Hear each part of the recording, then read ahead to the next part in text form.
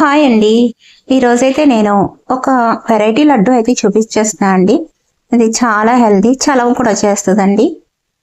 మన గులాబీ రేకులు ఉంటాయి చూసారా, నాటు గులాబీ రేకులు, వాటితోటి కొబ్బరితోటి లడ్డు అయితే చేసి చూపిస్తున్నా అండి. ఇప్పుడు వచ్చేసి సమ్మర్ కదండి, మనకి చలవ చేసేవి తినాల్సి వస్తుంది.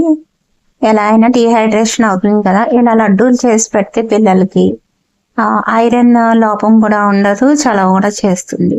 ఈ కొబ్బరి లడ్డూలు అనేవి ఎలా చేయాలి ఏంటి అనేది చూద్దామండి. నాటు గులాబీ రేకులు పువ్వులు ఇలా తీసుకుని వాటిని రెక్కలు అయితే తీసేయాలండి. కొబ్బరికాయలు అయితే 2 తీసుకున్నాను నేను. ఉప్పు వేసి వాటిని ఉంచేసి ఒక 10 నిమిషాల తర్వాత శుభ్రంగా 4-5 సార్లు కడిగేసానండి గులాబీ రేకుల్ని. వాటర్ ఏమి రాకుండా మనం గులాబీ రేకులు అనేది పక్కన పెట్టేసుకుంటాము. ఇలాగా ఉన్న గులాబీ రేకులు ఇది ఒక కప్పు అండి. కొబ్బరి ముక్కలు 1/4 కప్పు అనమాట. మనకి కూర వేసుకోవాలి. ఇప్పుడు మనం కొబ్బరి కూర ఎంత తీసుకుంటున్నాం, బెల్లం కూడా అంతే తీసుకోవాలి. గులాబీ రేకులుకి అంత అవసరం ఉండదండి. ఈ రెండిట్లకి మనకి తీపి సరిపోతుంది. కొబ్బరి ఎంత క్వాంటిటీ తీసుకున్నామో బెల్లం కూడా అంత తీసుకుంటే మీకు సరిపోతుంది. మనం బెల్లం అయితే వేసేసుకుని కొంచెం నీళ్ళు వేసుకుని దాన్ని మనం పాకం వచ్చే వరకు పాకం పట్టుకోవాలన్నమాట. చక్కగా అలా పాకం వచ్చేసిన తర్వాత మాత్రమే మనం కొబ్బరి ఈ గులాబీ రేకులు అనేవి వేసుకోవాల్సి ఉంటుంది. ఇలా ఒకసారి ప్రిపేర్ చేయండి, చాలా బాగుంటుంది. ఇప్పటి వరకు నాకు తెలిసి ఇలాంటి లడ్డూలు ఎవరు చేయలేదు అనుకుంటున్నానండి. ఎవరికైనా నా వీడియోస్ నచ్చినట్లయితే లైక్ చేయండి, షేర్ చేయండి, కామెంట్ చేయండి, సబ్స్క్రైబ్ చేయండి. ఇలాంటి మంచి మంచి వీడియోస్ కోసం మీరు చేసే ఎంకరేజ్మెంట్ ద్వారా నేను మళ్ళీ ఎన్నో వీడియోస్ పెట్టే అవకాశం అయితే ఉంటుందండి. ఇలాగా మనకి ఇలా తీగ పాకం అయితే ఉండపాకం రావాలన్నమాట. కిస్మిస్ పాకం అంటారు చూసారా, అలాగా నీళ్ళలో వేస్తే మనకి పాకం అనేది ఇలా ఉండలా వచ్చేసేయాలి. అప్పుడు వరకు చేసుకున్న తర్వాత మనం కోరుకుని పక్కన పెట్టుకున్న కొబ్బరి కూరు గులాబీ రేకులు అనేవి వేసేసుకుందాం. అయిపోయిందండి, వచ్చేసింది. ఇప్పుడైతే కొబ్బరి కూరని గులాబీ రేకులు కూడా వేసేసుకుందాం. ఇవి వేయించడాలు అవి ఏమి ఉండవండి.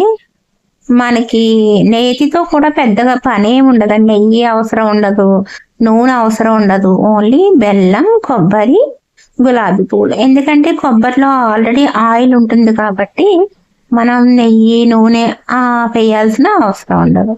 ఈ రెండు చక్కగా మనకి గెరటికి దగ్గరగా వచ్చే వరకు అలాగా నిమ్మలంగా మనం వాటిని చిన్న మంట మీద అయితే చేస్తూ ఉండాలి. అప్పుడు మనకి అవన్నీ మనం చుట్టుకోవడానికి అనుకూలంగా వస్తుంది కొబ్బరి నూజ్ అనేది. ఈ ప్రాసెస్ ద్వారా చేసుకుంటే మీకు టేస్ట్ అనేది చాలా బాగుంటుంది. గులాబీ రేకులు వేసేమన్నట్టు కూడా తెలియదండి పిల్లలకి, చాలా బాగుంటుంది. ఒకసారి ఇలా ట్రై చేయండి, ఎవరైనా ట్రై చేయగలిగితే కనుక. ఇప్పుడు సీజన్ కదండి, స్ప్రింగ్ సీజన్, పువ్వులు బాగా వస్తాయి. నాకు గులాబీలు బాగా దొరికినాయి. గులాబీ రేకులతోటి చాలా రకాల వెరైటీ వంటలు అయితే చేసుకోవచ్చండి. మనం ఇలాగా దగ్గరగా గరిటికి ఇంకా తిప్పుతా ఉంటే గరిటితో పాటు అది కూడా లోపల కలిసిపోతా ఉంటుంది. ఇలా కొంచెం దగ్గరగా వచ్చిన తర్వాత కొద్దిగా సాల్ట్ అయితే లైట్గా వేసానండి. స్వీట్కి సాల్ట్ వేసుకుంటే బాగుంటుందండి. కొద్దిగా అది ఆప్షనల్ అండి, మీకు కావాలంటే వేసుకోండి, లేకపోతే లేదు.